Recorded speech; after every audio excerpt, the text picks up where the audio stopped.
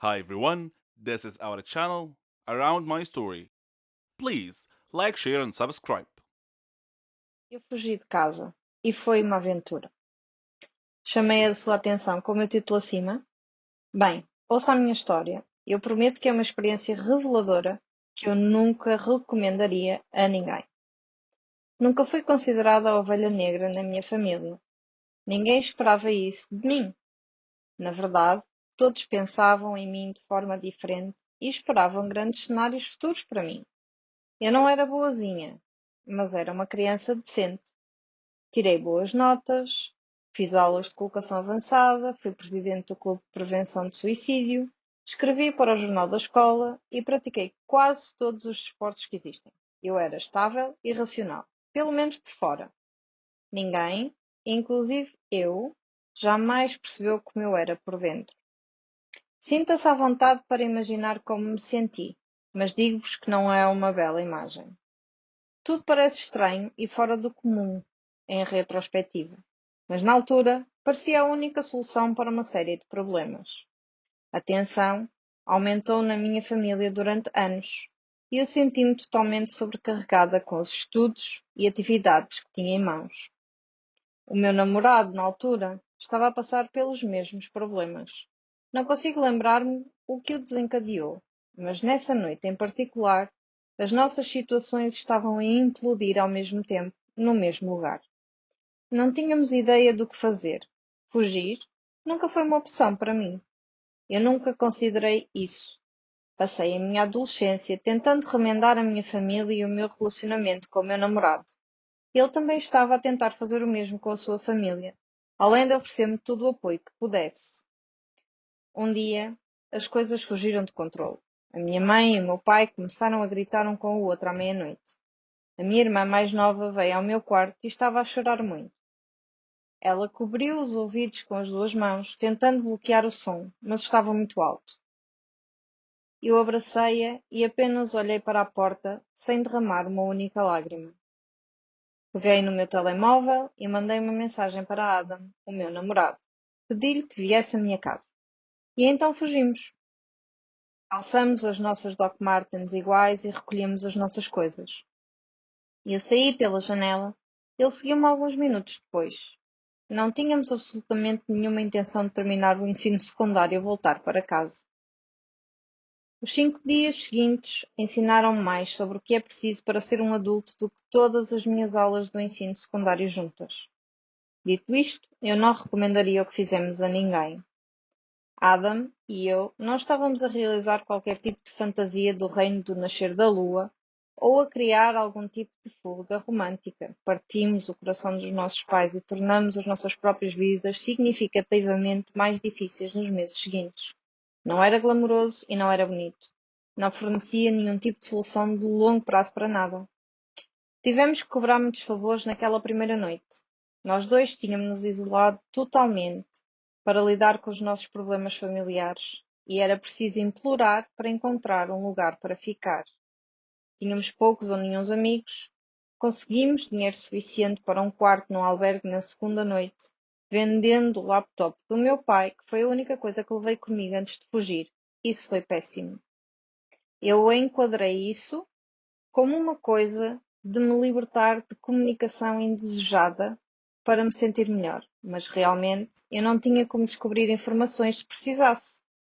Essa rede de segurança foi-se e isso apavorou-me. Num momento de pura rebelião adolescente, atirei o meu telemóvel ao mar. A coisa era virtualmente inútil em termos de valor, então achamos que podíamos também dar-lhe algum simbolismo. Liguei à app da lanterna para poder ver o seu voo gracioso pelo céu noturno para o mar.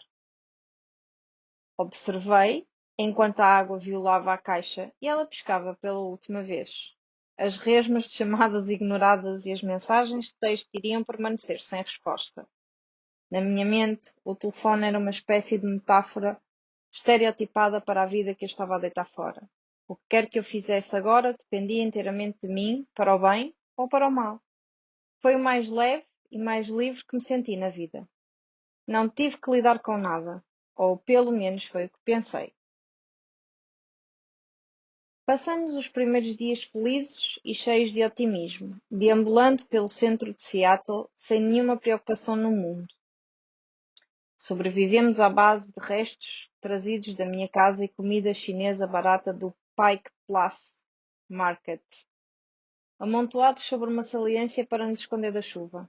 Dissemos a todos que quiseram ouvir que íamos para a Austrália. Não era totalmente falso. Ele tinha família lá que esperávamos que nos ajudasse.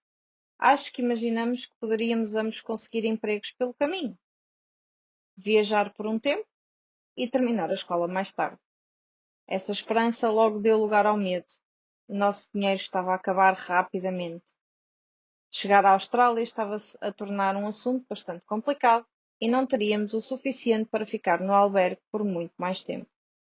Éramos duas crianças mimadas, acostumadas a gastar o nosso dinheiro assim que chegava ao bolso. Eu não tinha ideia de quanto era necessário para viver de forma independente. Infelizmente para mim, acabou por ser muito. A nossa pobreza obrigou-nos a assumir grandes responsabilidades. Sob tais circunstâncias terríveis, você aprende a ignorar os desejos dos quais já foi escravo. Você compra apenas o que precisa e pelo preço mais baixo. As compras de alimentos não aconteciam até que estivéssemos realmente a morrer de fome. Nós nem lavávamos a roupa até que fosse absolutamente necessário. Sentamos e planeamos cada despesa, cada dólar, tão ansiosos para provar que poderíamos fazer isso por conta própria. Mas, para ser honesta, você não sabe realmente quem é até que esteja a morrer de frio, encharcado e à espera num café 24 horas que um tipo manhoso do Craigslist lhe paga um terço do que o seu laptop vale para que você possa sobreviver mais alguns dias. Eu acredito fortemente que a forma como você reage a esse momento diz muito sobre quem você é. Isso forçou-me a uma resistência que eu não sabia que tinha. Como poderia? Não é como se a vida de uma rapariga branca, de classe média, tivesse realmente me levado ao meu limite. Isso não quer dizer que essa força recém-descoberta estivesse a dominar a minha psique. O stress da sobrevivência é um animal diferente do stress académico ou mesmo familiar. E isso deixou-nos constantemente nervosos. Adam e eu discutíamos frequentemente por causa disso. Graças a Deus, sempre percebemos rapidamente que não conseguiríamos sem o apoio um do outro. Nós não poderíamos estragar isso. Chama-lhe teimosia ou estupidez, mas recusamos ir para casa e pedir ajuda. Eu acreditava cegamente que sobreviveríamos se simplesmente continuássemos a tentar. Também tínhamos muito tempo disponível. Passamos a maior parte dele um tanto sem rumo, explorando uma cidade em que vivemos por anos, mas que nunca conhecemos totalmente. Durante uma dessas viagens encontramos uma cadela perdida chamada Biscuit num bairro rico. Esperávamos conseguir algum dinheiro por devolvê-la em segurança à sua casa. Quando tudo o que recebemos foi um agradecimento, ficamos totalmente arrasados. Mas levar Biscuit de volta à casa foi muito divertido. Quando você não tem tecnologia moderna à sua disposição, aprende a divertir-se com coisas menores. Isso impediu-nos de enlouquecer. Antes de sairmos de casa, quase todos os aspectos das nossas vidas eram controlados por adultos. Agora, esse poder estava inteiramente connosco.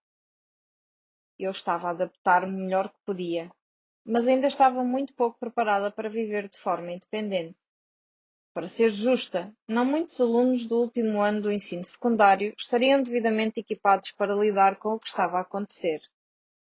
Não estávamos apenas a tentar esconder-nos de algumas pessoas que pudessem estar à nossa procura, mas também tentando entender o processo de imigração enquanto procurávamos maneiras de nos sustentar. Parecia que os parentes do meu namorado na Austrália estariam dispostos a aceitar-nos, mas se não quisessem não teríamos plano B. Os nossos pais ficaram apavorados. Eles descobriram o que estávamos a planear e sabiam que, se realmente conseguíssemos, estaríamos para além da sua ajuda. Com base nas nossas comunicações limitadas nessa altura, parecia-me que eles pensavam que tínhamos recorrido às drogas ou à prostituição. Nós nunca teríamos feito isso, é claro, mas vou-me arrepender de ser a fonte da sua dor pelo resto da minha vida. A nossa aventura ensinou-nos o que é necessário para viver no mundo real, mas se fôssemos para casa, poderíamos ter tempo para nos preparar para isso. Ter sucesso seria muito mais fácil com um diploma do ensino secundário, e nunca fiquei muito feliz em deitar fora os anos de trabalho que já dediquei. Poderíamos ir para casa?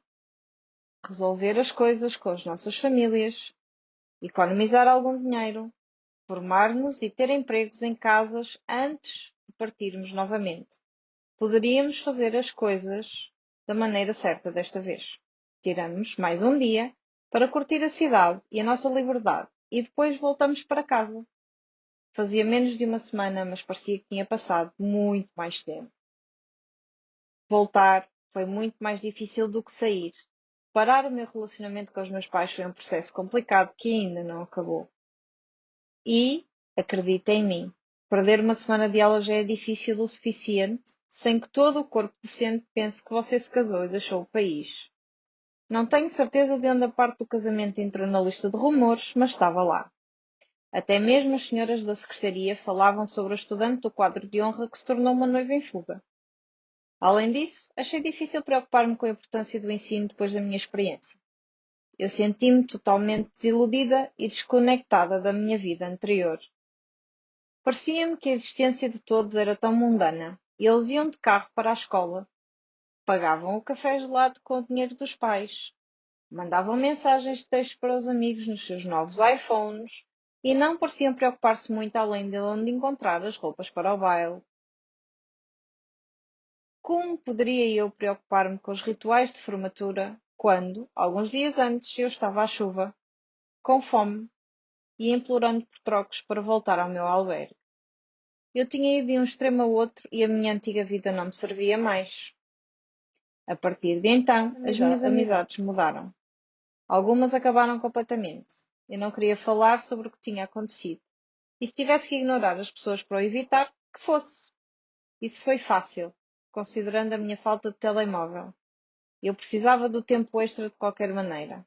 As minhas notas precisavam de uma séria recuperação. Quando toda a poeira assentou, eu não queria mais fugir dos meus problemas. Eu precisava de espaço na minha vida para descobrir como repará-la, para saber que tudo ficaria bem. Não precisei ir tão longe quanto a Austrália. A universidade seria o suficiente e muito menos arriscado. Como acontece com a maioria dos relacionamentos da adolescência, Adam e eu terminamos. Não falamos mais, mas ao mesmo tempo não sou capaz de sentir muita raiva por alguém com quem partilhei este tipo de experiência. Eu cresci muito naquela semana e de maneira irreversível. Aprendi como ser sorrateira, como conseguir o que queria de outros adultos, como exercer autocontrole e como navegar pelas coisas imprecisas que acontecem nas zonas sujas de qualquer centro da cidade. Acima de tudo, posso lidar com os meus problemas com um nível de maturidade que não tinha antes. E exijo o respeito que sei que mereço. Falo sobre o que me está a incomodar e procuro espaço quando preciso. Qualquer coisa para evitar que a tensão interna suba a um ponto de ebulição. No final das contas, fugir era apenas um meio de obter alguma perspectiva. Não foi uma resposta. O meu relacionamento com os meus pais nunca se recuperou totalmente. E eu tive dificuldade em morar no mesmo sítio. Cada canto da cidade lembrava-me Adam. Às vezes as memórias faziam-me sorrir e outras vezes causavam muita dor ao meu coração. Por certo, pensaria que depois de me formar no ensino secundário, estaria maduro o suficiente para escolher com sabedoria, mas deixe-me pedir que pense novamente. Eu não queria ir imediatamente para a faculdade. Em vez disso, decidi viajar um pouco. Algo dentro de mim fez-me acreditar que viajar ia mudar a minha vida. Se quiser saber sobre a minha experiência de viagem, acompanhe-me na próxima semana.